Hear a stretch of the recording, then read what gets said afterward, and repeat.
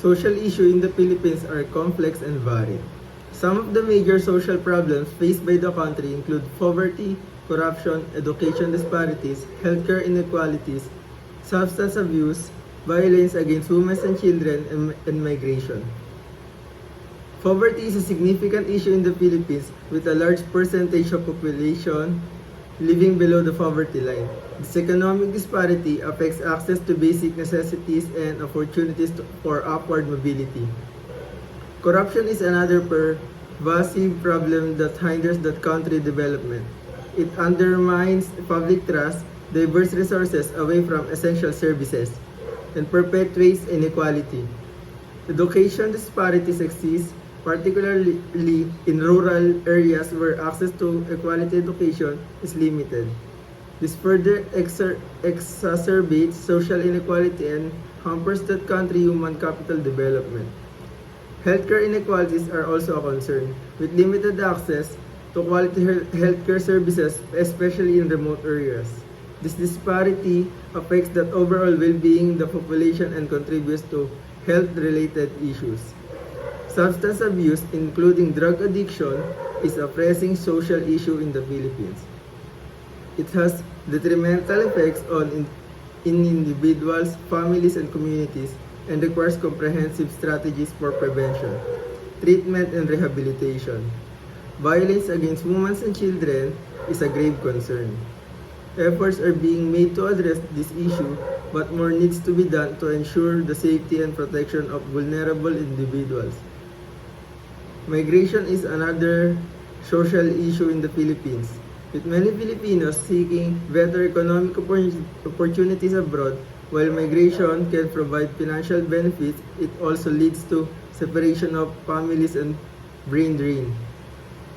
These social issues are being addressed through various initiatives and programs by the government and civil society organizations. Efforts are being made to alleviate poverty, promote good governance, improve access to education and healthcare, combat substance abuse, and protect the rights of women and children. It is important for society to work together to address these social issues and create more inclusive and equitable Philippines.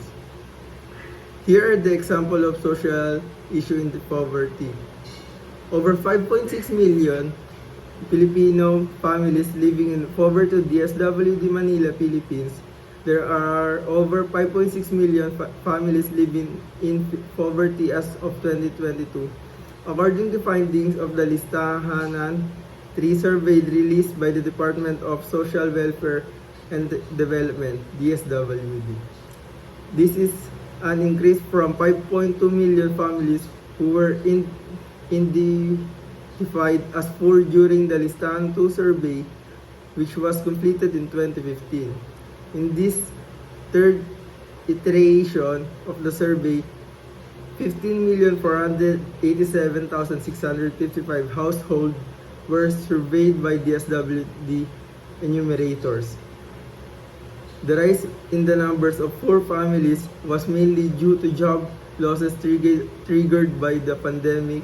DSWD Information Technology Director Andrew Ambubuyog said during a press conference on Wednesday, November 23. In individual terms, this means 2 out of 5 Filipinos are poor, or at least 30 million Filipinos are considered.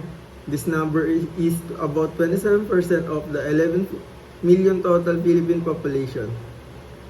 This is much higher than the number of Filipinos who rate themselves poor in the last social weather stations SWS survey conducted in October 2022 with 12.6 million Filipinos family consider themselves poor.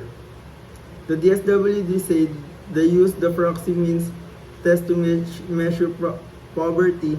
According to the World Bank, the proxy means takes issues observable characteristic of the household and it is members to estimate their incomes and consumption. When other income data like salary, slip, or tax return are unavailable or unreliable. The survey period began in September 2019 and ended in March 2022. The survey took longer than usual after enumerators could not conduct survey due to pandemic restriction. DSWD poverty survey is conducted every 4 years. Listahan was affected there because we were not able to survey our target. Although after June 2022, we were able to secure permission to continue. Listahan 3, Ambubuyog said, aside from the number of poor households, the survey found more than 1 million Filipino families still have no access to electricity. Major of these families are in Barm, Zamboanga Peninsula, and Mimaropa regions. According to listahan data, 5 out of 10 or half of all indigenous Filipino households are poor. While the Listahan 3 report was already launched August, the DSWD has opened up its data in November to be shared with other government agencies, local government units, and non-governmental organizations, and civil society organizations to help their services reach their intended beneficiaries. Regional DSWD office will also be sharing their local version of the Listahan 3 in the coming months.